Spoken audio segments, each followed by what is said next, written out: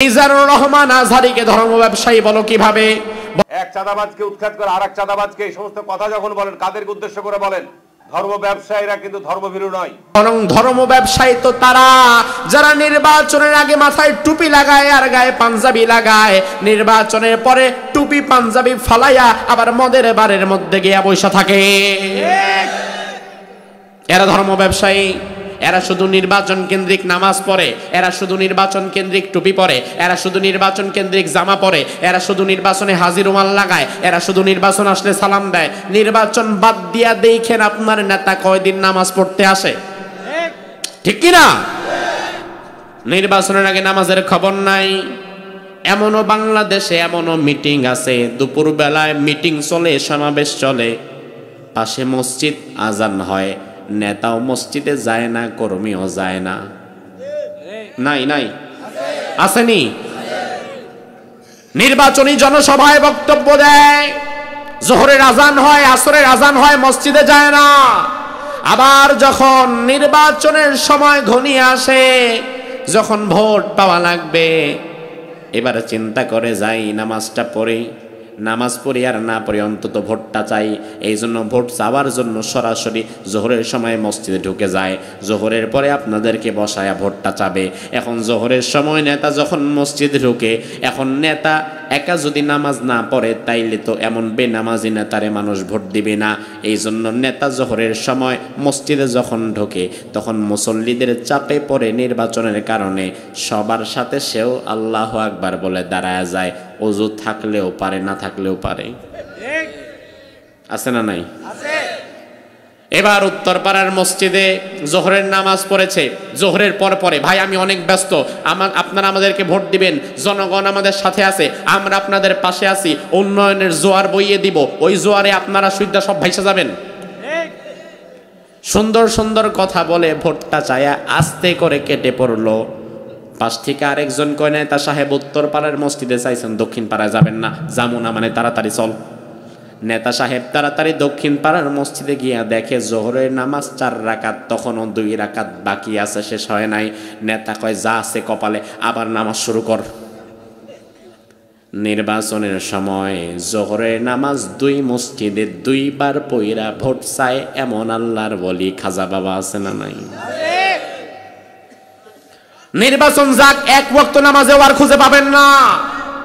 আর নির্বাচনের সময় 1 ওয়াক্ত নামাজ যারা 2 মসজিদে 2 বার পড়ে, নির্বাচনের সময় মানুষকে ধোঁকা দেওয়ার জন্য যারা মাথায় টুপি পরে, নির্বাচনের সময় মানুষকে ধোঁকা দেওয়ার জন্য যারা পাঞ্জাবি পরে, আর নির্বাচনে জিতে টুপি আর দাড়িওয়ালাদেরকে যারা জেলের মধ্যে ঢুকায়, এরাই হচ্ছে ধর্ম ব্যবসায়ী। এই জন্য মুখে মুখে শুধু ইমানের দাবি করবেন, এতে ইমানদার হওয়া যাবে না। ইমানদার যদি হতে চান, মুখে দাবি করবেন যা, কাজে প্রকাশ করবেন তা। নির্বাচনের আগের চেহারা আর পরের চেহারার কোনো মিল নাই। আসেনি? না নোয়াখালীতে নাই? চন্দ্রগঞ্জে নাই?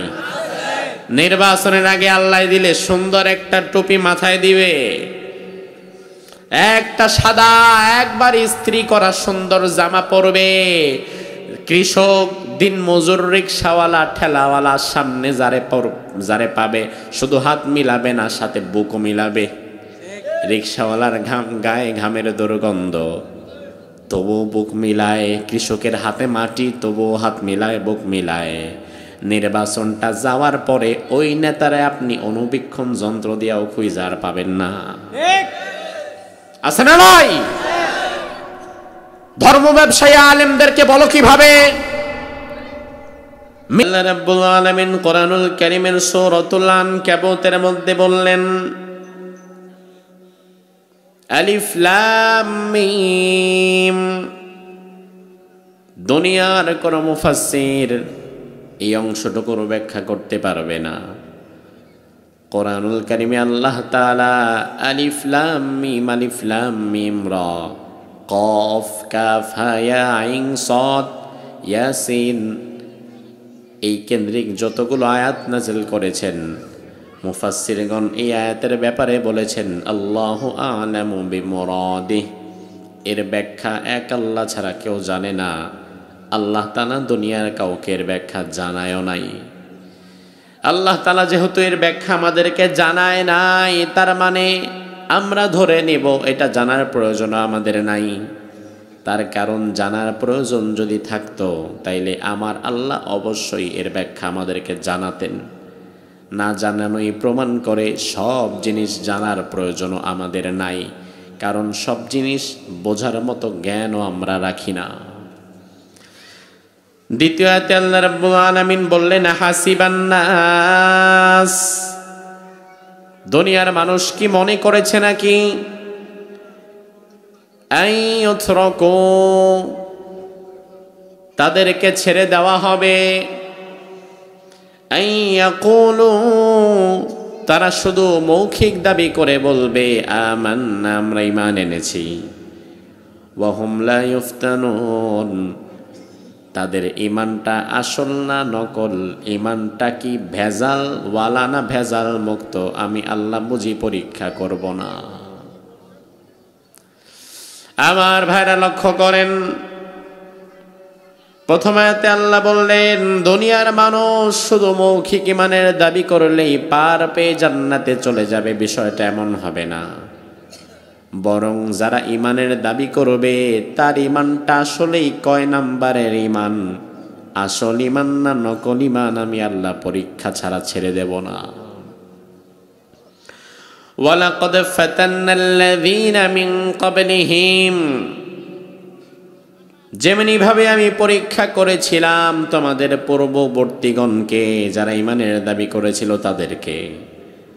ফালায়ালামান্নাল্লাহু আল্লাযীনা সাদাকু ওয়া লায়ালামান্নাল কাযিবিন, পরীক্ষার জন্যই করেছিলাম ঈমানের দাবিতে কারা সত্যবাদী আর কারা মিথ্যাবাদী আমি আল্লাহ জেনে নিতে চাচ্ছিলাম। আমার ভাইরা, তার মানে আমরা বুঝে নিলাম দুনিয়াতে ঈমানের দাবি করার পরেও ঈমানের দাবিতে কিছু মানুষ থাকবে সত্যবাদী, আর কিছু মানুষ থাকবে শুধু ঈমানের দাবি করে আসলে তার ঈমানটা নাই, ঈমানটা রাখে নাই, ঈমানের দাবিতে তারা হবে মিথ্যাবাদী। এমন কিছু মানুষ দুনিয়ার সব যুগেই কিছু না কিছু আছে না নাই? কথা বুঝতেছেন? যারা মুখে ঈমানের দাবি করে সবাই কি ঈমানদার? কি মনে করেন সবাই কি ঈমানদার? মুখে মুখে যারা ঈমানের দাবি করে এরা সবাই যদি প্রকৃতার্থে ঈমানদার হয়েই যেত তাহলে চুরি, ডাকাতি, হত্যা, ধর্ষণ এত থাকতো কিভাবে? বাংলাদেশে 92% মুমিন, 92% মুসলিম, 92% মুসলমান যে দেশে আছে, এদেশ তো জান্নাতের বাগান হয়ে যাওয়ার কথা ছিল, এদেশ তো জান্নাতের টুকরা হয়ে যাওয়ার কথা ছিল। কিন্তু 92% মুসলমান এদেশে থাকার পরেও স্বাধীনতার 54 বছরে চুরি, ডাকাতি, হত্যা, ধর্ষণ, সুদ, ঘুষ, জবাব দেন কমছে না বাড়ছে? আমি জানি না, আপনারা জবাব দেন কমছে না বাড়ছে?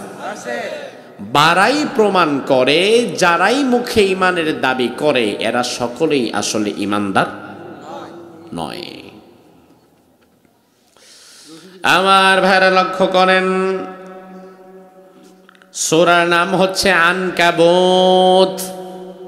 কি নাম? নাম শুনছেন জীবনে? না জীবনে প্রথম শুনলেন? এই যে মাশাআল্লাহ, বাবাজি বলছে আনকাবুত আরবি শব্দ, এর বাংলা হচ্ছে মাকড়সা, স্পাইডার। আল্লাহ তাআলা কোরআনুল কারীমে পিপিলিকার নামে সূরা দিয়েছেন, মৌমাছির নামে সূরা দিয়েছেন, মাকড়সার নামে সূরা দিয়েছেন, হাতির নামে সূরা দিয়েছেন, আবার গরু গাভীর নামেও সূরা দিয়েছেন। দুনিয়ার বিভিন্ন সৃষ্টিকুলের বিভিন্ন প্রাণীর নামে আল্লাহ তাআলা সূরা দিয়েছেন। অবশ্যই তার পেছনে কোনো না কোনো কারণ আছে না নাই? আমার ভাইরা লক্ষ্য করেন, সূরার নাম হচ্ছে আনকাবুত। আনকাবুত শব্দের অর্থ হচ্ছে মাকড়সা। আনকাবুত শব্দের অর্থ কি? কথা কন না কেন? হাতি, ঘোড়া, কি অর্থ? মাকরসা, আল্লাহ তাআলা মাকরসার নামে সূরা দিলেন। এই সূরার শুরুতে আল্লাহ ঈমানদারদের ত্যাগ এবং তিতিক্ষার কথা বললেন। আমি ভাবতে লাগলাম মাকরসার নামে সূরা দিয়ে প্রথমে আল্লাহ ঈমানদারদের কথা বললেন কেন? অবশেষে আমি আরেকটা তথ্য নিয়ে মিলিয়ে দেখলাম আসলে বিষয়টা এমন তো হবারই ছিল। তার কারণ হচ্ছে আমার ভাইরা, মাকরসাকে বলা হয় দুনিয়ার সবচেয়ে বড় ত্যাগী মা। দুনিয়াতে সন্তানের জন্য মায়েরা অনেক ত্যাগ তিতিক্ষা করে। আপনার আমার মা আমাদের জন্য অনেক কিছু ত্যাগ তিতিক্ষা করেছে। ঠিক একইভাবে দুনিয়াতে মা মাকড়সা তার সন্তানদের জন্য অনেক অনেক ত্যাগ করে। কত ত্যাগ করে শুনে নেন। বিজ্ঞান বলে একটি মাকড়সা যখন ডিম দেয়, ছোট্ট একটা ডিমের থলি হয়। এই ছোট্ট ডিমের থলিটা ধীরে ধীরে বড় হয়। মাকড়সা তার বুকের সঙ্গে ডিমের থলিটাকে অ্যাডজাস্ট করে রাখে, কানেক্টেড করে রাখে, ছেড়ে দেয় না। এরপর যখন বাচ্চা হওয়ার সময় হয়ে যায়, আস্তে করে ওই ডিমের থলিটা থেকে বাচ্চা বের হতে থাকে। বাচ্চাগুলো যখন বের হয়ে যায়, এই বাচ্চারা বের হওয়ার পরে ছোট ছোট বাচ্চা দুনিয়ার কোনো কিছু চিনে না, কোথায় যাবে, কি করবে না করবে, কি খাবে না খাবে কিছুই জানে না। তখন মা মাকড়সা নিজের বুকটা তার বাচ্চাদের সামনে পেতে রাখে। বাচ্চারা ওই মা মাকড়সার বুক কামড়ে কামড়ে কামড়ে কামড়ে খেয়ে ফেলে। একদিন পরে দেখা যায় মা মাকড়সার শুধু খোসাটা পড়ে আছে, প্রাণ নাই, কিছুই নাই। বাচ্চা মাকড়সাগুলো তার মাকে আস্তে ধীরে কুরে কুরে খেয়ে খেয়ে তারা বড় হয়েছে, আর মা মাকড়সাটা নিষ্প্রাণ হয়ে মরে আছে। মা মাকড়সা যেমন ত্যাগ করেছে তার বাচ্চাদের জন্য, সন্তানদের জন্য নিজের জীবন ত্যাগ করে দিয়েছে। আল্লাহ তাআলা সূরা আনকাবুতের প্রথমে ঈমানদারদের কথা বলে বোঝায় দিলেন, ঈমানদার, দুনিয়াতে ঈমানের দাবিতে যদি সত্যবাদী হতে চাও, তাহলে ওই মা মাকড়সার মতো তোমারও মাঝে মাঝে তোমার জীবন ত্যাগ করা লাগতে পারে। আমার ভাইরা, কথাগুলো মনোযোগ সহকারে শুনবেন, বুঝবেন, অনুধাবন করবেন, এরপরে জবাব দিবেন। তাহলে বোঝা যাবে আলোচনার কিছুটা অংশ আপনার ভেতরে আপনি গেঁথে নিয়ে যেতে পারছেন। তার কারণ আসলেন, বসলেন, বাড়ি চলে গেলেন, কি শুনলেন না শুনলেন আপনিও বুঝলেন না, আমিও বোঝাতে পারলাম না। এমন মাহফিলে আসার চেয়ে ঘুমিয়ে থাকা উত্তম, অন্তত সময়টা কাজে লাগবে। আর আপনি যদি এসে কিছু শিখে যেতে পারেন তাহলে এর মধ্যে ফায়দা আছে না নাই? আল্লাহ রাব্বুল আলামিন বললেন, দুনিয়ার মানুষ কি মনে করেছে নাকি, হাসিবান নাস, দুনিয়ার মানুষ কি ভেবেছে নাকি, আইয়ুতরাকু, তাদেরকে ছেড়ে দেওয়া হবে, আইয়াকুলু, তারা শুধু বলবে আমান্না, আমরা ঈমান আনলাম, ওয়া হুম লা ইফতানুন, তাদের ঈমানটা আসল না নকল আমি আল্লাহ বুঝি যাচাই করব না।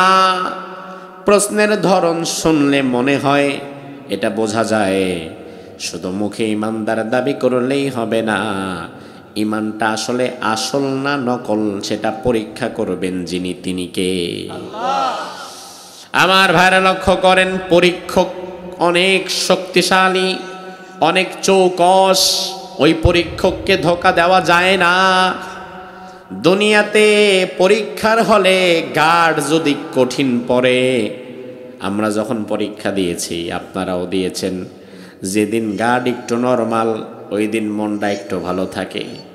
কিন্তু যেদিন গার্ড খুব কড়া, ঘাটটা পর্যন্ত ঘোরাইতে দেয় না, ওই দিন অনেক পাশ করনেওয়ালা ছাত্র ডরে ফেল কইরা বসে, ঠিক কিনা? তাহলে ভালো করে বোঝেন, দুনিয়ার জমিনে পরীক্ষার্থী হচ্ছি ঈমানদাররা। দুনিয়ার জমিনে পরীক্ষার্থী কারা? জোরে কোন? আর ঈমানদারদের পরীক্ষা যিনি গ্রহণ করবেন ওই পরীক্ষক স্বয়ং পরীক্ষার্থী, পরীক্ষক তাইলে পরীক্ষার্থী আমরা আর পরীক্ষক যদি আল্লাহ হয় তাইলে পরীক্ষাটা সহজ না, পরীক্ষাটা কঠিন।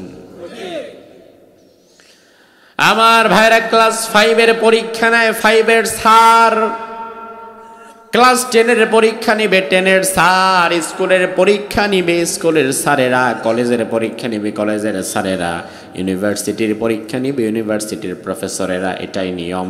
কিন্তু যদি কোনো দিন ক্লাস 5-এর ছাত্ররা শুনে আমাদের ক্লাস 5-এর পরীক্ষা নেওয়ার জন্য ঢাকা ইউনিভার্সিটি থেকে একজন বড় প্রফেসর আসতেছে, এইটা শোনার পরে ফেল করা ছাত্র তো আগেই পালাবে, স্বয়ং যারা ফার্স্ট পাস করবে এদের মনের মধ্যে ভয় আছে না নাই?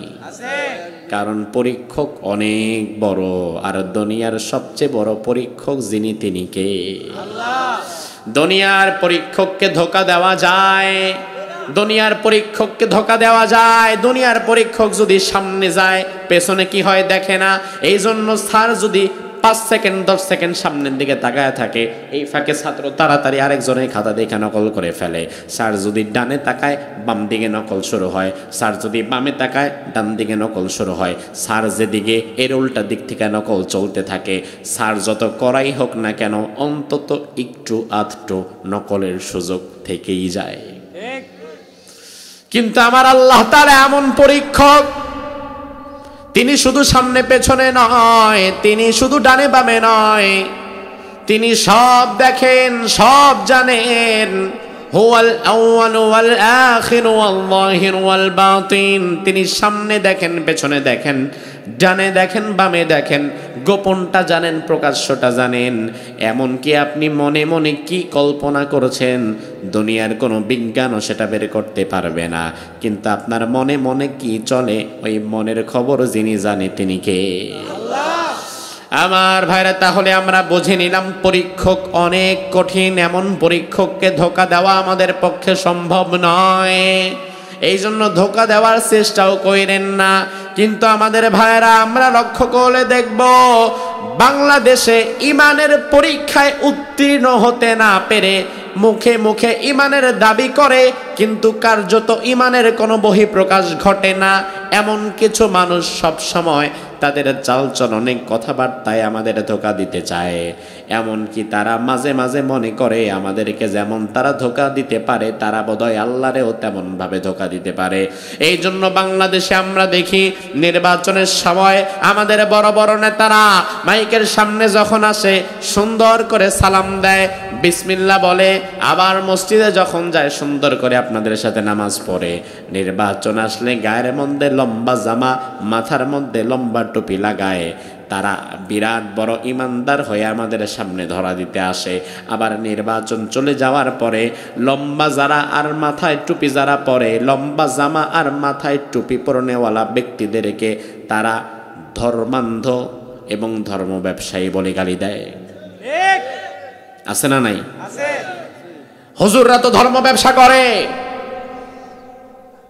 মিজানুর রহমান আজহারী ভাই হঠাৎ কি একটা কথা বলে ফেললেন, যার কারণে অনেক বড় বড় নেতারা সরাসরি মিজানুর রহমান আজহারী ভাইয়ের নাম নিয়ে বলে ফেললো এ তো ধর্ম ব্যবসা করে। অত মিজানুর রহমান আজহারী ধর্ম ব্যবসা করে কিভাবে? আমরা কিভাবে ধর্ম ব্যবসা করি? আমাদের নির্বাচনের আগেও যা, পরেও তা, সকালেও যা, বিকালেও তা, দিনেও যা, রাতেও তা। কিন্তু বাংলাদেশে এমন হাজার লোকে নির্বাচনের আগের চেহারা আর পরের চেহারার কোনো মিল নাই। আসেনি না? নোয়াখালীতে নাই, চন্দ্রগঞ্জে নাই। নির্বাচনের আগে আল্লাহ দিলে সুন্দর একটা টুপি মাথায় দিবে, একটা সাদা একবার ইস্ত্রি করা সুন্দর জামা পরবে। কৃষক, দিন মজুর, রিক্সাওয়ালা, ঠেলাওয়ালা সামনে যারে পাবে শুধু হাত মিলাবে না, সাথে বুকও মিলাবে। রিক্সাওয়ালার গায়ে ঘামের দুর্গন্ধ, তবুও বুক মিলায়। কৃষকের হাতে মাটি, তবুও হাত মিলায়, বুক মিলায়। নির্বাচনটা যাওয়ার পরে ওই নেতারে আপনি অনুবীক্ষণ যন্ত্র দিয়েও খুঁজার পাবেন না। আছে না নয়? ধর্ম ব্যবসায়ী আলেমদেরকে বলো কিভাবে? মিজানুর রহমান আজহারীকে ধর্ম ব্যবসায়ী বলো কিভাবে? বরং ধর্ম ব্যবসায়ী তো তারা যারা নির্বাচনের আগে মাথায় টুপি লাগায় আর গায়ে পাঞ্জাবি লাগায়, নির্বাচনের পরে টুপি পাঞ্জাবি ফালাইয়া আবার মদের বারের মধ্যে গিয়া বসে থাকে। এরা ধর্ম ব্যবসায়ী। এরা শুধু নির্বাচন কেন্দ্রিক নামাজ পড়ে, এরা শুধু নির্বাচন কেন্দ্রিক টুপি পরে, এরা শুধু নির্বাচন কেন্দ্রিক জামা পরে, এরা শুধু নির্বাচনে হাজির রুমাল লাগায়, এরা শুধু নির্বাচন আসলে সালাম দেয়। নির্বাচন বাদ দিয়া দেখেন আপনার নেতা কয়দিন নামাজ পড়তে আসে, ঠিক কিনা? নির্বাচনের আগে নামাজের খবর নাই। এমনও বাংলাদেশে এমনও মিটিং আছে, দুপুর বেলায় মিটিং চলে, সমাবেশ চলে, পাশে মসজিদ, আজান হয়, নেতাও মসজিদে যায় না, কর্মীও যায় না। নাই নাই আসেনি? নির্বাচনী জনসভায় বক্তব্য দেয়, জোহরের আজান হয়, আসরের আজান হয়, মসজিদে যায় না। আবার যখন নির্বাচনের সময় ঘনিয়ে আসে, যখন ভোট পাওয়া লাগবে, এবারে চিন্তা করে যাই নামাজটা পড়ি, নামাজ পড়ি আর না পড়ি অন্তত ভোটটা চাই। এই জন্য ভোট চাওয়ার জন্য সরাসরি জোহরের সময় মসজিদে ঢুকে যায়, জোহরের পরে আপনাদেরকে বসায়া ভোটটা চাবে। এখন জোহরের সময় নেতা যখন মসজিদে ঢুকে, এখন নেতা একা যদি নামাজ না পড়ে তাইলে তো এমন বেনামাজি নেতারে মানুষ ভোট দিবে না। এই জন্য নেতা জোহরের সময় মসজিদে যখন ঢোকে তখন মুসল্লিদের চাপে পড়ে নির্বাচনের কারণে সবার সাথে সেও আল্লাহু আকবার বলে দাঁড়ায় যায়, ওযু থাকলেও পারে, না থাকলেও পারে। আছে না নাই? এবার উত্তরপাড়ার মসজিদে জোহরের নামাজ পড়েছে, জোহরের পরে ভাই আমি অনেক ব্যস্ত, আপনারা আমাদেরকে ভোট দিবেন, জনগণ আমাদের সাথে আছে, আমরা আপনাদের পাশে আছি, উন্নয়নের জোয়ার বইয়ে দিব, ওই জোয়ারে আপনারা সুবিধা সব ভাইসা যাবেন। সুন্দর সুন্দর কথা বলে ভোটটা চায়া আস্তে করে কেটে পড়লো। পাশ থেকে আরেকজন কয় নেতা সাহেব উত্তরপাড়ার মসজিদে চাইছেন, দক্ষিণ পাড়ায় যাবেন না? যামুনা মানে তাড়াতাড়ি চল। নেতা সাহেব তাড়াতাড়ি দক্ষিণ পাড়ার মসজিদে গিয়া দেখে জোহরের নামাজ 4 রাকাত, তখনও 2 রাকাত বাকি আছে, শেষ হয় নাই। নেতা কয় যা আছে কপালে, আবার নামাজ শুরু কর।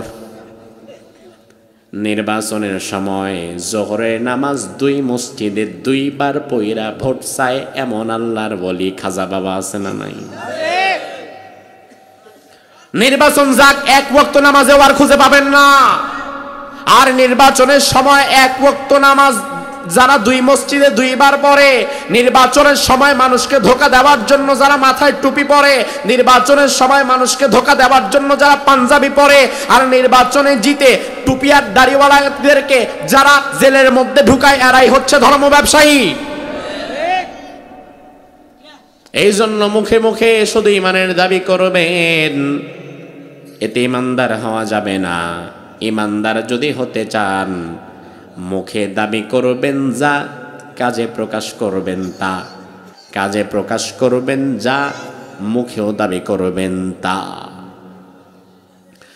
আমার ভাইরা, আল্লাহ রাব্বুল আলামিন বলছেন, গোলামেরা শোনে না, ওয়া হাসিবান নাস, মানুষ তো মনে করেছে আইয়ুতরাকু, তাদেরকে আমি আল্লাহ টিকিট দিয়ে জান্নাত দিয়ে দেব, ছেড়ে দেব, তারা শুধু ইমানের দাবি করবে।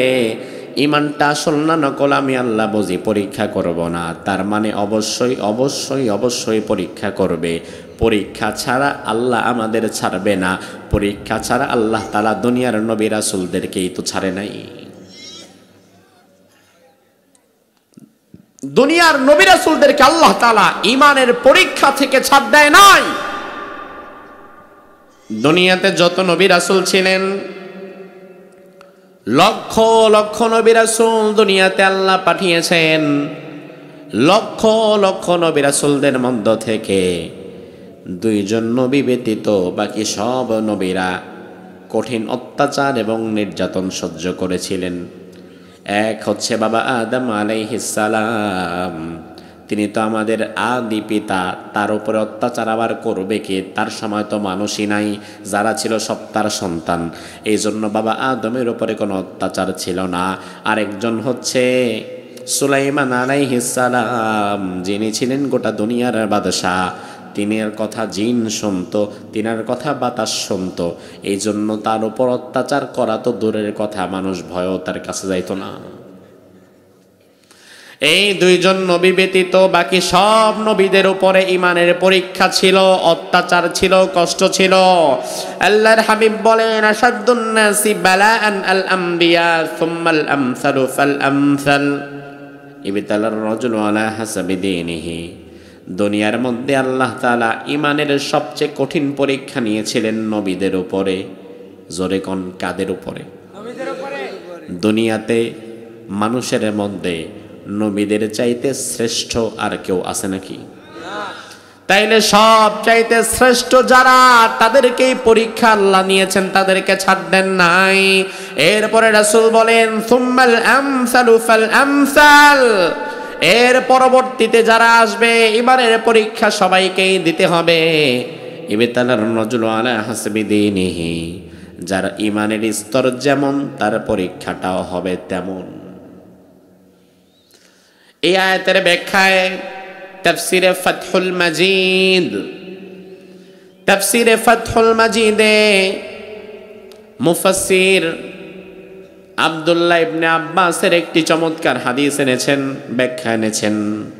আব্দুল্লাহ ইবনে মাসউদের ব্যাখ্যা এনেছেন। আব্দুল্লাহ ইবনে মাসউদ এই আয়াতের ব্যাখ্যায় বলেছেন, সর্বপ্রথম মক্কায় যাদের ইসলাম গ্রহণের খবর প্রকাশ পেয়ে গিয়েছিল তারা ছিল মোট 7 জন। এই 7 জনের ইসলাম গ্রহণের খবর মক্কার জমিনে সবার আগে ছড়িয়েছিল। কয়জনের? কয়জন? প্রথম 3 বছর ইসলাম ছিল গোপনে, কেউ জানতো না। ইসলাম গ্রহণ করেছে একজন, কিন্তু এত গোপনে নামাজ পড়তো লুকিয়ে লুকিয়ে, দরজা জানালা সব বন্ধ করে, কেউ যাতে না দেখে। একটু যদি কোরআন পড়তে ইচ্ছা করে আস্তে আস্তে আস্তে আস্তে কোরআন পড়তো, কেউ যাতে না শোনে। খুব গোপনে গোপনে প্রথম 3 বছর দিনের দাওয়াত চলতে লাগলো। মক্কার জমিন পরিস্থিতি ভয়াবহ, অত্যন্ত কঠিন। কেউ ইসলাম গ্রহণ করেছে এটা জানা মাত্রই তার উপরে ক্ষুধার্ত হায়না যেমন হামলে পড়ে, ওইভাবে হামলে পড়া হবে। এজন্য সবাই আস্তে আস্তে গোপনে গোপনে আমল করত, নামাজ পড়ত, কেউ প্রকাশ করত না। এমন সময় 7 জন ইমানদারের নাম সামনে আসলো, প্রকাশ্যে আসলো। ভালো করে বোঝেন, পরিস্থিতি ভয়াবহ। এমন সময় যদি 7 জন ইমানদারের নাম সামনে আসে, তাহলে তাদের উপরে দুনিয়াবি বিপদ মুসিবত আছে না নাই? বেশি না কম? আর যারা ঈমান আনছে তাদেরটা কিন্তু গোপন, কিন্তু 7 জন ধরা খেয়ে গেছে। 7 জনের ঈমান যখন প্রকাশ হয়ে গেছে, এখন অবস্থাটা এমন ভয়াবহ, বাকি সবার মায়ের এই 7 জনের উপর দিয়ে চলবে। কঠিন একটা পরিস্থিতি। এই 7 জন হলেন রাসূল, আবু বকর, সুমাইয়া, আম্মার, বেলাল, মিকদাদ, সুহাইব। এই 7 জনের ঈমান গ্রহণের খবর যখন প্রকাশ হয়ে গেল মক্কায়, সবার উপরে অত্যাচার করা যাচ্ছিল না।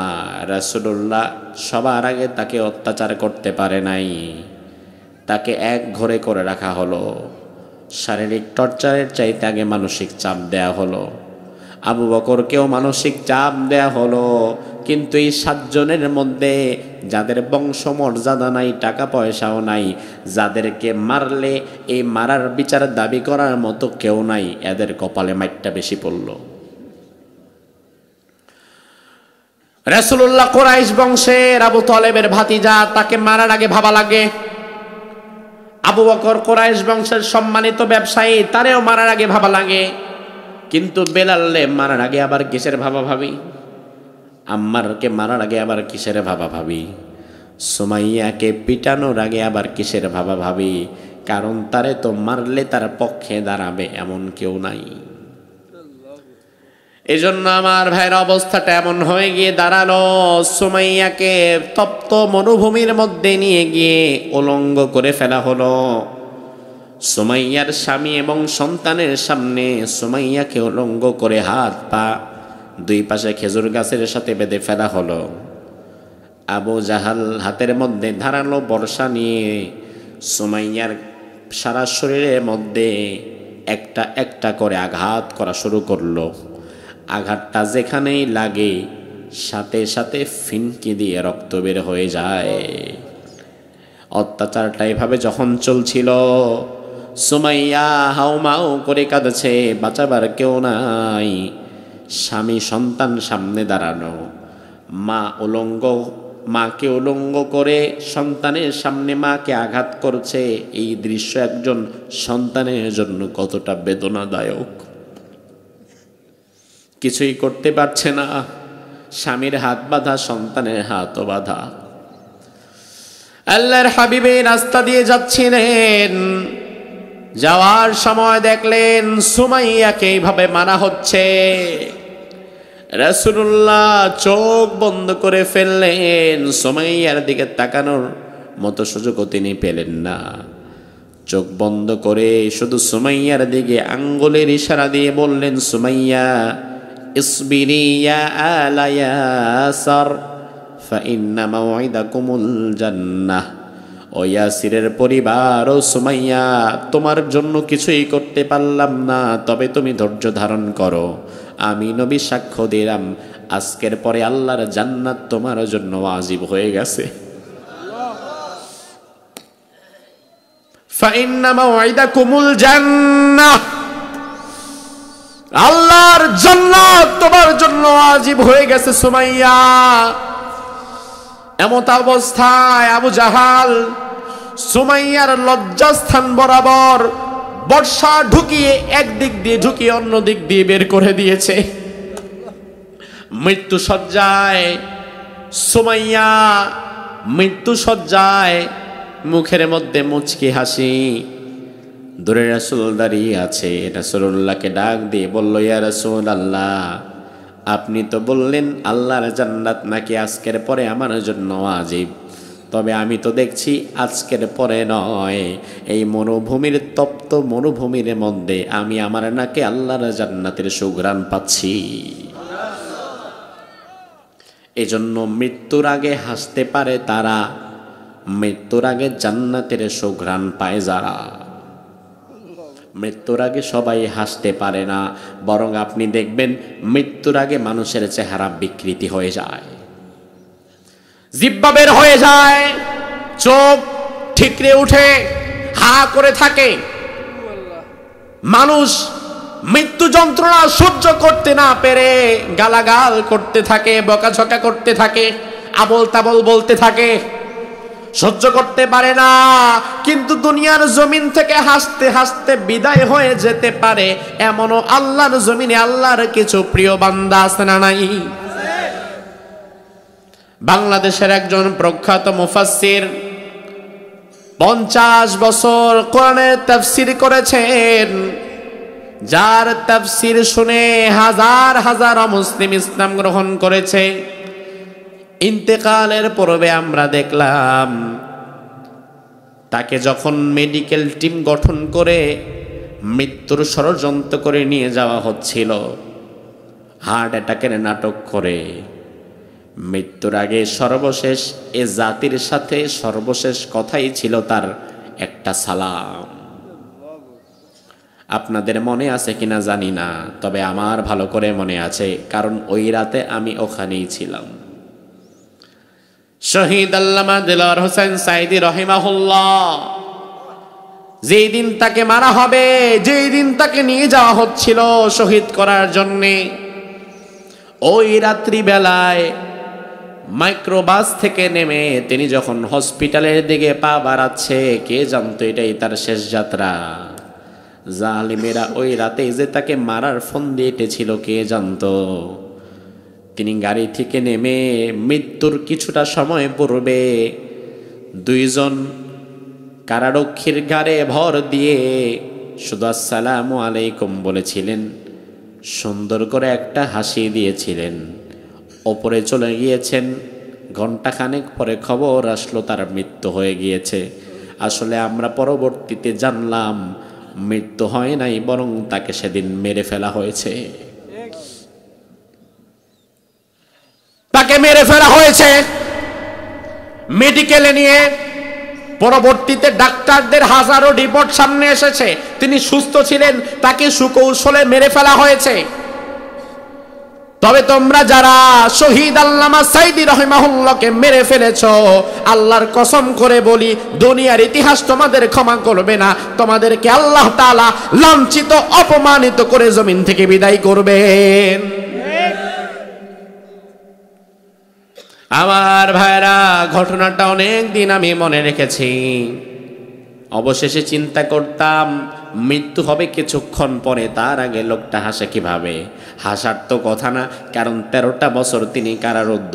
13 বছর কেউ কারারুদ্ধ থাকলে তার মন মেজাজ তেমনি খারাপ হয়ে থাকে। আমার জীবনের 13 বছর কেড়ে নিছে। আমার স্ত্রী সন্তানের সাথে দেখা করতে দেয় না, আমার ছেলের জানাজায় আমার যেতে দেয় না। জীবনে আর আছেটা কি? এই মুহূর্তে দাঁড়িয়ে মৃত্যুর পূর্বে হাসতে পারে শুধু তিনি, যিনি তার নাকের মধ্যে আল্লাহর জান্নাতের ঘ্রাণ পায়। আমার ভাইরা, সেই আল্লাহ বলছেন, গোলাম দুনিয়ার সব মানুষের উপরে আমি আল্লাহ তাআলা পরীক্ষা নেব।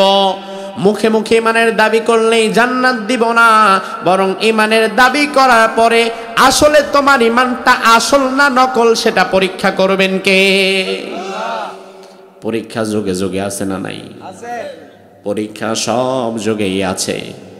বর্তমানে এমন পরীক্ষা দিচ্ছে, ওই যে সুমাইয়ার কথা বললাম, সুমাইয়াকে তো আপনারা দেখেন নাই, আমিও দেখি নাই। কারণ সুমাইয়া আবু জাহেল যাকে শহীদ করেছে আজ থেকে 1500 বছর আগে দুনিয়া থেকে বিদায় হয়ে গিয়েছে। সুমাইয়াকে তো আমরা দেখি নাই, কিন্তু সুমাইয়ার মতো হাজারো নারী আছে এই যুগেও যারা ইমানের পরীক্ষা দিচ্ছে। আছে না নাই?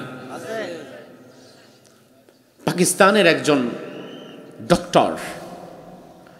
ডক্টর আফিয়া সিদ্দিকী তার নাম। আজ 16 বছর যাবৎ আমেরিকার কুখ্যাত একটি কারাগারের মধ্যে বন্দী আছে। দুনিয়ার মানুষ অনেকে হয়তো তার কথা ভুলেও গিয়েছে। 16টা বছর একজন মুসলিম নারীকে আমেরিকার কুখ্যাত কারাগারে বন্দী করে দিনের পর দিন উপর্যুপরি গ্যাং রেপ, ধর্ষণ করেছে সেই হায়নারা। আমেরিকার সৈন্যরা দিনের পর দিন যাকে লাগাতার ধর্ষণ করেছে, যার শরীর হিংস্র কুকুর দিয়ে কামড়িয়েছে, তার দাঁতগুলোকে প্লাস দিয়ে টেনে টেনে ভেঙে ফেলেছে। একজন হাফেজা 3টা PhD ডিগ্রি তার আছে। একটাই অপরাধ, তিনি কোরআনের দাওয়াত দিতেন আমেরিকার জমিনে। গোটা পৃথিবীব্যাপী তিনি কিছু দাওয়াতি কার্যক্রম করেছিলেন, আর আমেরিকার হায়নারা তাকে জঙ্গি, উগ্রবাদী, সন্ত্রাসী এই তকমা দিয়ে তাকে আজ 16টা বছর তার কারাগারে বন্দী করে রেখেছে। 16 বছর যাবৎ তার 3টি বাচ্চা, স্বামী, কারো কোনো খোঁজ নাই। বাচ্চারা মাকে দেখতে পায় না, মা বেঁচে আছে না মরে আছে তাও জানে না। কিছুদিন আগে, গত বছর, তার বোন ডক্টর আফিয়া সিদ্দিকার বোন তার সাথে দেখা করতে পেরেছে। সে দেখা করে বলল, আমি আমার বোনকে দেখলাম, আমার বোনের দাঁতগুলো আর অক্ষত নাই, দাঁতগুলো ভেঙে ফেলা হয়েছে। তার শরীরটা জায়গায় জায়গায় ক্ষত বিক্ষত হয়ে গেছে, মাংস নাই। তার চেহারাটা থেতলে দেয়া হয়েছে। 16 বছর লাগাতার দিনের পর দিন ধর্ষণ করে তাকে আজ মৃতপ্রায় বানিয়ে ফেলেছে। এত কষ্ট তাকে দেয়া হয়েছে। ঈমানের পরীক্ষায় তিনি অটল। তাকে অফার করা হয়েছে, ডক্টর আফিয়া সিদ্দিকাকে অফার করা হয়েছে। আমেরিকার সৈন্যরা ডক্টর আফিয়া সিদ্দিকীর সামনে কোরআন রেখে দিয়েছে। তাকে বলেছে, তুমি যদি কোরআনকে পা দিয়ে মারিয়ে হেঁটে যেতে পারো, তোমাকে আমরা মুক্তি দিয়ে দেব। তিনি বলেছেন, অসম্ভব, আমার জীবন চলে যাবে, কোরআনের গায়ে আমি একটা আঁচড়ও দিতে পারবো না। সুবহানাল্লাহ, বাসায় যে কোন একজন বোন ঈমানের পরীক্ষা দিচ্ছে, জীবন চলে যাবে, তবুও ঈমান ছেড়ে দিচ্ছে না। ডক্টর আফিয়া সিদ্দিকাকে বলা হলো, তুমি শিরিক করো আল্লাহর সাথে, ঈমান বাদ দাও। তিনি বললেন অসম্ভব, ঈমান বাদ দিতে পারবো না, প্রয়োজনে জীবন বাদ দিয়ে দিলাম, জীবন নিয়ে নাও। আল্লাহু আকবার। এই হচ্ছে ঈমান। তুমি তার ঈমানের মূল্য বুঝবা কিভাবে? ডক্টর আফিয়া সিদ্দিকার ঈমানের মূল্য তুমি বুঝবা কিভাবে? তুমি তো সেই বান্দা নির্বাচনের সময় 500 টাকা পেলে ঈমান বিক্রি করে দিয়ে এক হারামখোরে ভোটটা দিয়ে দিতে পারো। এজন্য তুমি ঈমানটা বুঝবা না। ডক্টর আফিয়া সিদ্দিকার দিকে তাকাও, ঈমান কি জিনিস শেখো তার কাছ থেকে। এই আমেরিকা ডক্টর আফিয়া সিদ্দিকীকে একজন সন্ত্রাসী আর উগ্রবাদী বলে 16 বছর কারাগারে রেখে দিয়েছে। অথচ আপনারা জানেন কিনা আমি জানি না, গোটা পৃথিবীতে সন্ত্রাসীদেরকে লালন পালন করে, সন্ত্রাসীদেরকে আশ্রয় প্রশ্রয় দেয় এমন যদি কোনো দেশ থাকে সেটাই আমেরিকা। কথা কি ঠিক না ব্যাঠিক? যেমন গোটা পৃথিবীর সবচেয়ে বড় সন্ত্রাসী রাষ্ট্র হচ্ছে ইসরায়েল, আর ইসরায়েলকে ফিলিস্তিনিদেরকে মারার জন্য সব সময় টাকা পয়সা দিয়ে অস্ত্র শস্ত্র দিয়ে সহযোগিতা করছে আমেরিকা। তাইলে দুনিয়ার সন্ত্রাসীদেরকে তো টিকিয়ে রাখছেই ওরা, আর ওরা আবার আমারে বলে সন্ত্রাসী, ওরা আবার আমারে বলে উগ্রবাদী, ওরা আবার আমারে বলে জঙ্গিবাদী। অথচ দুনিয়াতে আমেরিকার চাইতে বড় সন্ত্রাসী রাষ্ট্র আর কি কেউ আছে? কারণ যে সন্ত্রাস করে আর যে সন্ত্রাসকে পালে উভয়ই সন্ত্রাসী, উভয়ই গুনাহগার। গোটা দুনিয়াতে আমেরিকার বিরুদ্ধে কথা বলার মতো কেউ নাই, আমেরিকার বিরুদ্ধে ব্যবস্থা নেওয়ার মতো কেউ নাই।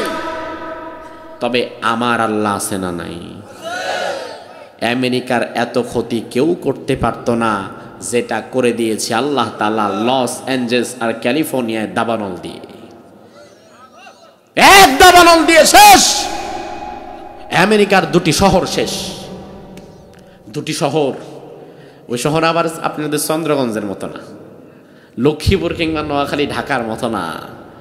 লস অ্যাঞ্জেলস ক্যালিফোর্নিয়া পৃথিবীর ঐতিহাসিক বড় বড় 2টি শহর, যে শহরের আভিজাত্য আছে, যে শহরের নাম আছে, যে শহরে অনেক বড় বড় সায়েন্টিস্ট আছে, যে শহরে অনেক উন্নত মানের প্রযুক্তি আছে, যেই প্রযুক্তি আপনার মাথায়ও আসে না এমন প্রযুক্তি তারা আবিষ্কার করে বসে আছে।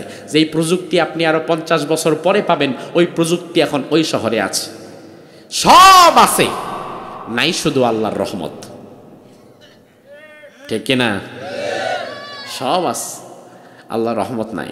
এজন্য জঙ্গলের দাবানল, বনাঞ্চলের দাবানল সৃষ্টি হয়ে গিয়েছে লস অ্যাঞ্জেলস আর ক্যালিফোর্নিয়াতে। এটা হবার কথাই না।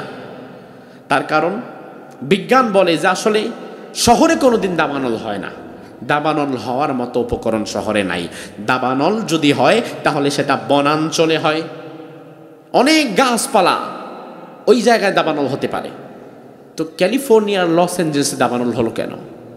কোনো কারণ বিজ্ঞান খুঁজে পায় না। আমেরিকার বিদায়ী প্রেসিডেন্ট যিনি জো বাইডেন, এ বেচারা বলল গত কয়েকদিন আগে, সে বলল আসলে প্রকৃতি আমাদেরকে অভিশাপ দিয়েছে, এজন্য দাবানল হয়েছে। আসলে প্রকৃতি অভিশাপ দিতে পারে? কথা কয় না। প্রকৃতির কি অভিশাপ দেওয়ার ক্ষমতা আছে? প্রকৃতি মানে কি? গাছপালা, তরু লতা, অক্সিজেন, বাতাস, এগুলোই তো প্রকৃতি। এগুলোর দোষ দেন কিভাবে? তাদের তো নিজস্ব ভাবে কাউকে অভিশাপ দেওয়ার, কারো ক্ষতি করার, কারো উপকার করার কোনো পাওয়ার নাই, কোনো এখতিয়ার নাই। আমি বলেছি প্রকৃতি তোমাদেরকে অভিশাপ দেয় নাই, তোমরা বিষয়টা বুঝতে পারো নাই। তোমাদেরকে অভিশাপ দিয়েছে ফিলিস্তিনের লক্ষ লক্ষ নির্যাতিতা মায়েরা। তোমাদেরকে অভিশাপ দিয়েছে ফিলিস্তিনের লক্ষ লক্ষ মাহারা, বাবাহারা শিশুরা।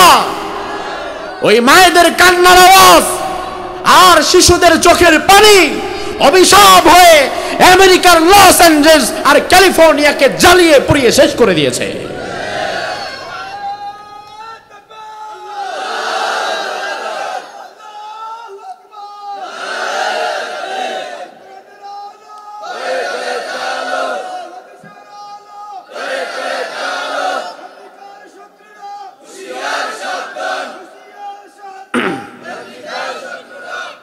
আমার ভাইরা, আমেরিকার শত্রুরা হুঁশিয়ার বললে তো সমস্যা। হ্যাঁ, তবে যিনি বলছে উনি না ভুল করে বলে ফেলেছে, ভেতরের কথার বাহিরেরটা এক না। আল্লাহ বাহিরেরটা নেয় না, আল্লাহ ভেতরেরটা নেয়। আল্লাহ যদি বাহিরেরটা নিত সর্বনাশ হয়ে যেত। আল্লাহ তাআলা এমন জায়গার কথা গ্রহণ করে যেটা দুনিয়ার কেউ জানে না।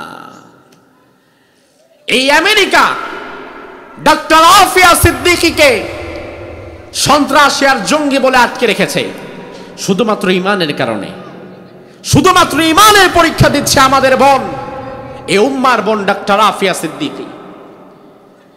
কিন্তু আমেরিকা কোনোদিন ঈমানের কারণে শাহরুখ খান কিংবা সালমান খান কিংবা আমির খানকে জঙ্গি বলে কোনোদিন ধরেছে এমন কোন নজির আছে? কথা কয় না। শোনেন, ডক্টর আফিয়া সিদ্দিকী হিন্দু না মুসলিম? কথা বলেন। শাহরুখ খান হিন্দু না মুসলিম? সালমান খান হিন্দু না মুসলিম? তারাও মুসলিম, আফিয়া সিদ্দিকাও মুসলিম। আমেরিকা একজন ইমানদারকে ধরে 16 বছর কারারুদ্ধ করে রেখেছে, অন্যদিকে অনেক ইমানদার দাবিদারদেরকে আমেরিকা জামাই আদর করছে। তার মানে মুখে ইমানের দাবি করা আর কার্যত ইমানের দাবি করা এক নয়। তুমি যদি আমেরিকার খাতায় ইমানদার হও তাহলে আল্লাহর খাতায় তুমি বেঈমান, আর আল্লাহর খাতায় যদি ইমানদার হও তাহলে আমেরিকার খাতায় তুমি সন্ত্রাসী। আমি কথা হয়তো বোঝাতে পারি নাই, আমি আবার আপনাদেরকে বোঝাই। একটা গবেষণামূলক কথা ভালো করে মনে রাখবেন। আমেরিকার দৃষ্টিকোণ থেকে দুনিয়ার মুসলমানদেরকে তারা 3 ভাগে ভাগ করে। যত মুসলমান দুনিয়াতে আছে, পৃথিবীর 200 কোটি মুসলমানকে আমেরিকা 3টি ভাগে ভাগ করে। জোরে কোন কয় ভাগ? কয় ভাগ? কি করছে আমেরিকা? কি করছে আমেরিকা? 1, মডার্ন মুসলিম। 2, মডারেট মুসলিম। 3, ফান্ডামেন্টাল মুসলিম। কথাগুলো একটু একটু বুঝবেন, ভালো লাগবে। আর যদি বুঝতে পারেন আপনারও ভালো লাগবে। বুঝতে পারবেন তো ইনশাল্লাহ? আমেরিকা দুনিয়ার সব মুসলমানদেরকে কয়টি ভাগে ভাগ করে? 3টি। মডার্ন মুসলিম, মডারেট মুসলিম, ফান্ডামেন্টাল মুসলিম।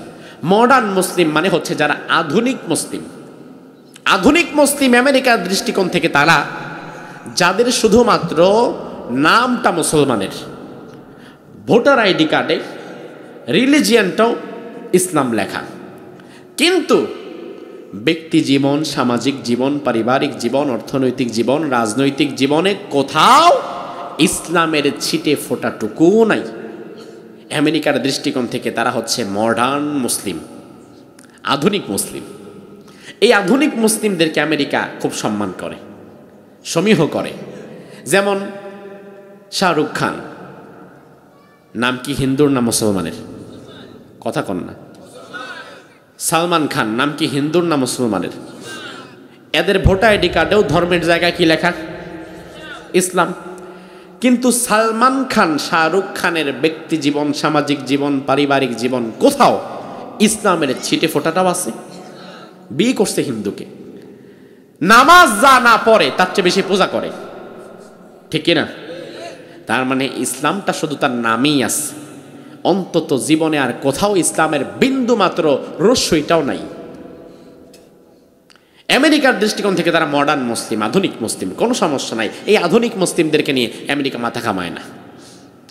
আমেরিকার দৃষ্টিকোণ থেকে 2 নম্বর মুসলিম হচ্ছে মডারেট মুসলিম, সংযত মুসলিম, যারা সংযত হয়ে চলে। তারা নামও মুসলমানের এবং ইসলামের কিছু কিছু কাজও করে।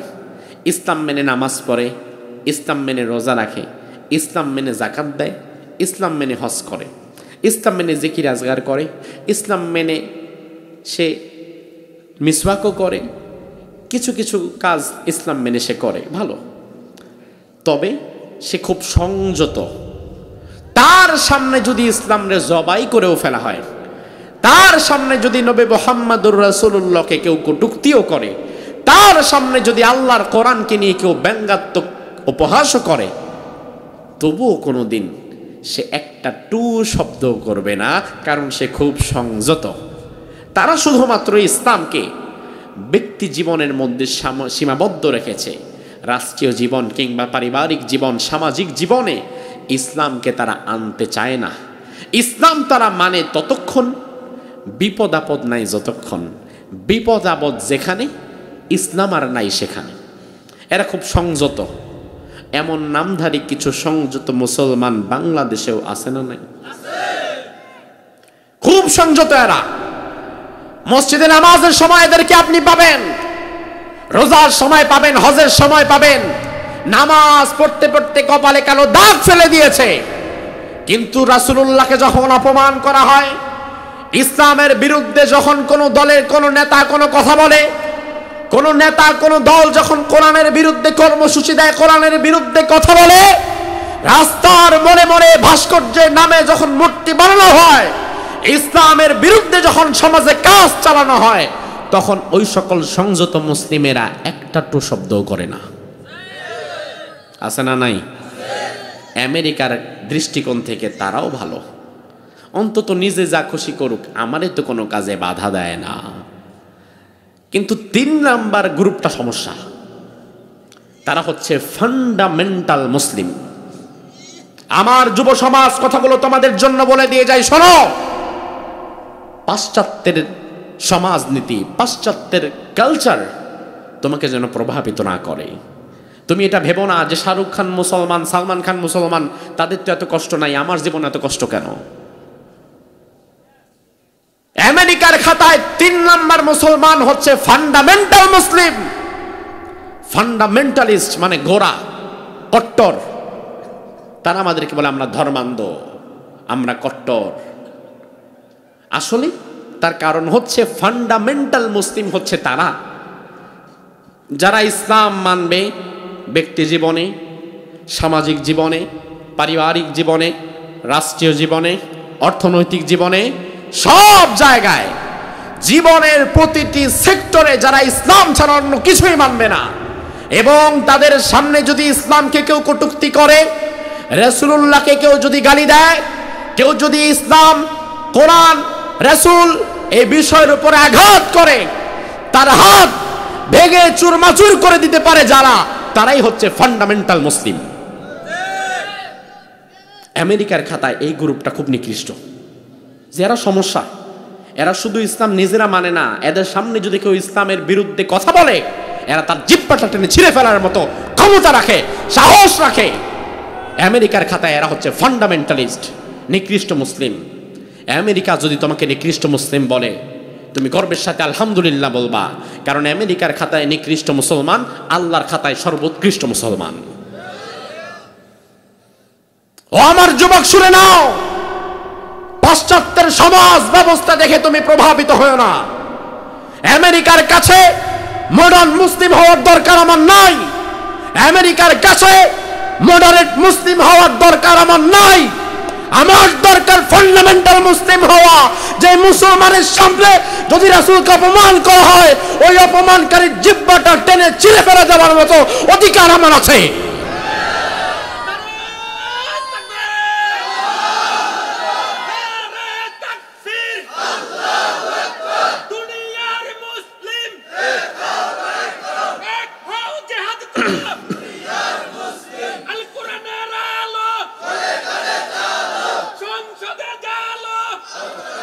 আমার ভাইরা লক্ষ্য করেন, এজন্য দুনিয়াতে ইমানের পরীক্ষা যারা দিবে, শুধু ইমানদার মুখে দাবি করলেই জান্নাত পাওয়া যাবে না, বরং ইমানদার দাবি করার পরে আসলে তার ইমানটা আসল না নকল সেটা যাচাই বাছাইয়ের দরকার আছে না নাই? কে করবেন? জোরে বলেন। আল্লাহ রাব্বুল আলামিন যাচাই বাছাই করবেন। সুদীর্ঘ 16 বছর আমাদের বোনা ফিয়া সিদ্দিকী আমেরিকার কুখ্যাত কারাগারের মধ্যে তার ইমানের পরীক্ষা দিচ্ছে। অথচ দুর্ভাগ্যজনক হচ্ছে, দুনিয়ার মুসলমান 200 কোটি মুসলমান একত্রিত হয়ে আমাদের বোন আফিয়া সিদ্দিকীকে বাঁচাতে পারছে না। তার মানে পরীক্ষাটা শুধু আমাদের বোন একাই না, পরীক্ষাটা দিচ্ছে গোটা দুনিয়ার 200 কোটি মুসলমানও। তিনি ভেতরে বন্দী হয়ে পরীক্ষা দিচ্ছে, আর আমরা বাহিরে উন্মুক্ত থেকে গায়ে হাওয়া লাগায় পরীক্ষা দিচ্ছি। আল্লাহ দেখতে যাচ্ছে আমার একজন ইমানদার নারীকে বাঁচাবার জন্য, ইমানদার বান্দিকে বাঁচাবার জন্য দুনিয়ার মুসলমানের ভূমিকা কি। পরীক্ষা আমরাও দিচ্ছি, তবে আমরা আমাদের পরীক্ষায় অকৃতকার্য, ফেল হয়ে গেলাম। আজ আমাদের মধ্যে তারিক বিন জিয়াদ নাই, আজ আমাদের যুব সমাজের মধ্যে একজন মোহাম্মদ বিন কাসিম নাই। আজকের 20, 25, 30 বছরের যুবক মোবাইল একটা নিয়ে সারাদিন ইউটিউব, ফেসবুক আর টিকটকের নেশায় ডুবে আছে। কারণ এই সমাজ, এই শিক্ষা ব্যবস্থা তাকে প্রতিবন্ধী বানিয়েছে। এই শিক্ষা ব্যবস্থা বর্তমান যুবকদেরকে অটিস্টিক বানিয়ে দিয়েছে। মোহাম্মদ বিন কাসিম ভারতবর্ষ যে বিজয় করেছে, 17 বছরের যুবক, আর তুমি 17 বছরে এখন দুধু খাও, লজ্জা লাগে না তোমার? মোহাম্মদ বিন কাসিম ভারতবর্ষ বিজয় করেছে 17 বছরের যুবক। স্পেন বিজয় করেছে তারিক বিন জিয়াদ যুবক। তাইলে তারা যদি যৌবনে বিজয় করতে পারে, আমি পারলাম কি? তারাও মুসলমান, আমিও মুসলমান, পার্থক্যটা হচ্ছে চিন্তা চেতনায়। এই শিক্ষা সংস্কৃতি আর সমাজ চিন্তা চেতনায় আমারে একেবারে নগণ্য বানিয়ে ফেলেছে। কিন্তু তুমি যদি তারিক বিন জিয়াদের দিকে তাকাও, একজন যুবক তার ইসলামের জন্য কতটা কি করতে পারে তার দিকে তাকালে দেখো। স্পেন তৎকালীন রাজা রডারিকের শাসনামল। স্পেনের রাজা ছিল রাজা রডারিক, খ্রিস্টান রাজা। খ্রিস্টান রাজা স্পেনে যত ইমানদার নারী পুরুষ ছিল তাদের উপরে জুলুম করত। একদিন একজন ইমানদার বোন স্পেনে রাজা রডারিকের কাছে নির্যাতিতা হয়ে আরব দেশের এক ব্যবসায়ী কাফেলার কাছে চিঠি পাঠালো। ব্যবসায়ী কাফেলাকে বলল, তোমরা কোথায় যাও? কাফেলা বলল, আমরা স্পেন হয়ে আরবে যাব। আরবের বাদশাকে বলল হাজ্জাজ বিন ইউসুফ। এবার ওই বোন বলল, আমার একটা চিঠি আছে, তুমি আরবের বাদশার কাছে নিয়ে পৌঁছায় দিবা। স্পেনের ওই নির্যাতিতা বোন রাজা রডারিকের কাছে নির্যাতিতা হয়ে রাজা রডারিকের দেশ স্পেন থেকে আরবের বাদশা হাজ্জাজ বিন ইউসুফের নিকট চিঠি পাঠালো। চিঠির মধ্যে লেখা আছে, ও আরবের বাদশা, আল্লাহর কাছে কি জবাব দিবা ভয় করো? তার কারণ হচ্ছে তুমি আরবে স্ত্রী সন্তান নিয়ে আরামে এসে আসো, খাও দাও ফুর্তি করো, কিন্তু তোমার পাশে স্পেন। এই স্পেনের মধ্যে রাজা রডারিক যে ঈমান আনার কারণে আমাদেরকে অত্যাচার করছে, মারছে, রাজা রডারিকের হাত থেকে কি তুমি আমাদেরকে বাঁচাতে আসবে না? আরবের বাদশার সাথে সাথে একজন মুসলিমা বোনের চিঠি পেয়ে সেনাপতি তারিক বিন জিয়াদকে বলল, তারিক বিন জিয়াদ, তুমি অস্ত্র শস্ত্র রেডি করো, স্পেনের দিকে যেতে হবে, যুদ্ধ করতে হবে। ও মুসলমান, একজন বোনের চিঠি পেয়ে আরব থেকে তারিক বিন জিয়াদ স্পেনে এসেছে যুদ্ধ করার জন্য। বর্তমানে নির্যাতিতা বোন পৃথিবীর জমিনে একজন না কোটি কোটি। ফিলিস্তিনে কত বোন নির্যাতিতা হয় তোমার খবর নাই। আমেরিকায় আফিয়া সিদ্দিকীকে বন্দী করে রাখা হয়েছে, তোমার খবর নাই, তুমি জানো না। কোন নায়িকার কি হবে না হবে, কার কবে বিয়ে হবে, কার কবে বাচ্চা হবে, তার খবর রাখো। তোমার নিজের বোন দিনের পর দিন মার খাচ্ছে কাফেরদের হাতে, তোমার খবর নাই। আল্লাহর কাছে কি জবাব দিবা একটাবার ভেবে নাও। তারিক বিন জিয়াদ আরব থেকে সৈন্যবাহিনী নিয়ে, ডিঙ্গি নৌকা নিয়ে আরব সাগর পাড়ি দিয়ে স্পেনে চলে এলেন। তৎকালীন জামানায় সাগর পাড়ি দেওয়ার জন্য জাহাজ নাই, লঞ্চ নাই, স্টিমার নাই, পাল তোলা নৌকা, ডিঙ্গি নৌকা নিয়ে তারিক বিন জিয়াদ স্পেনে চলে এসেছে। স্পেনে মাটিতে পা দিয়েছে তারিক বিন জিয়াদ, সৈন্যদেরকে সাথে নিয়ে নেমেছে। সব সৈন্যদেরকে পারে এনে দাঁড় করিয়ে কিছু সৈন্যদেরকে বলল, আমাদের যতগুলো ডিঙ্গি নৌকা ঘাটে বাঁধা আছে সবগুলো ডিঙ্গি নৌকার মধ্যে কেরোসিন তেল ঢেলে আগুন দিয়ে জ্বালিয়ে দাও। তার কথা মতো সবগুলো নৌকা আগুন দিয়ে জ্বালিয়ে দেওয়া হলো। এবার ঘাটে আর কোনো নৌকা নাই, একদিকে সাগর আর একদিকে স্পেন, মধ্যখানে আছে ইমানদারেরা। এবার তারিক বিন জিয়াদ উপস্থিত মুসলমান সৈন্যদেরকে বলল, আইয়ুহাল ইখওয়ান, ও আমার ভাইরা, আইনাল মাফার, পালাবা কোথায়? যদি চিন্তা করো সামনে রাজার অর্ডারে, ভয়ঙ্কর রাজা, অস্ত্র শস্ত্র শক্তি অনেক বেশি, যুদ্ধ করে টিকতে পারবো না, পালিয়ে যাব আবার আরবে, বউ বাচ্চার কাছে ফিরে যাব, যাওয়ার কোনো উপায় নাই, কারণ যাওয়ার রাস্তা আমি বন্ধ করে দিয়েছি,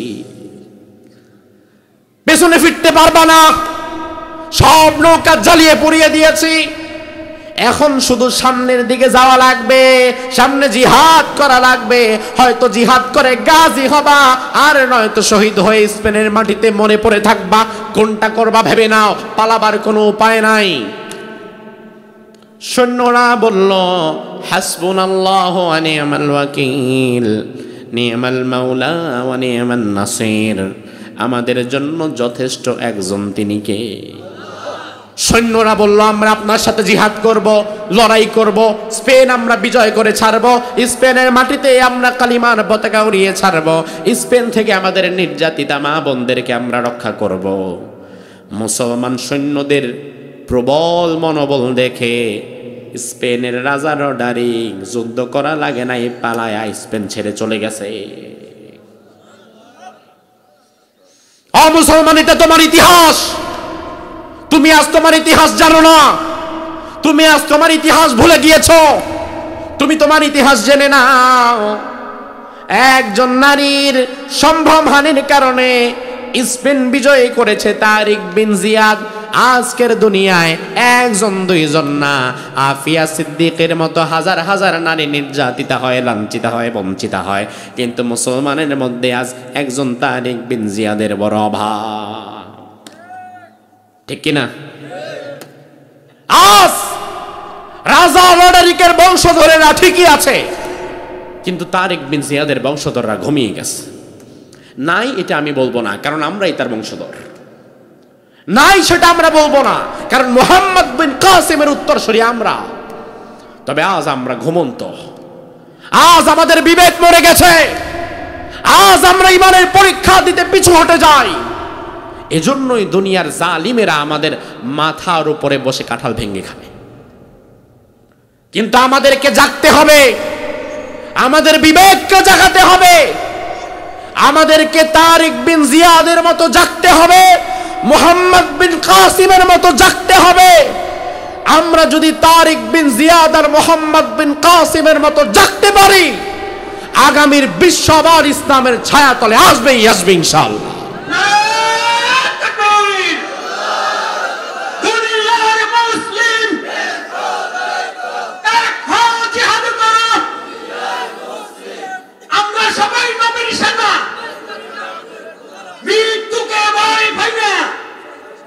এজন্য আমার ভাইরা, ইমানের দাবি করলেই হবে না, বরং ইমানের দাবি করার পরে এই দাবির উপরে অবিচল থাকতে হবে, অটুট থাকতে হবে। আসলেই আমার ইমানের দাবিটা সলিড কিনা, আসলেই আমি প্রকৃত ইমানদার কিনা, সেটা পরীক্ষা করবেন কে?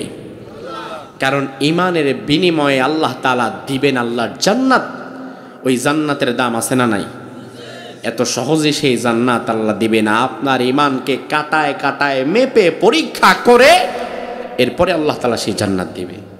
আমরা যেন ইমানের পরীক্ষায় প্রত্যেকেই কামিয়াবি হতে পারি, সফল হতে পারি। আল্লাহ তাআলা তৌফিক দান করুক। আমরা বলি আমিন।